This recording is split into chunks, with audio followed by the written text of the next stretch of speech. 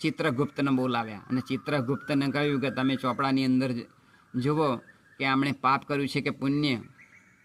ત્યારે આ જે ચિત્રગુપ્ત હતા એમણે જોયું તો આ જે ધનેશ્વર પંડિત હતા એમણે એમના જીવનની અંદર ઘણા બધા પાપ કર્યા હતા. એટલે એ સાંભળી અને જે યમરાજા હતા એમણે યમદૂતોને કહ્યું કે આમણે ઘણા બધા પાપ કરેલા છે ધનેશ્વર પંડિતે, માટે તેમને કુંભઈ પાક નરકની અંદર લઈ જાઓ. એટલે આ ધનેશ્વર પંડિતને કુંભઈ પાક નરકની અંદર લઈ ગયા તો ત્યાં આગળ મોટા મોટા જે કઢાઈ હતા એની અંદર તેલ ઉકળતું હતું.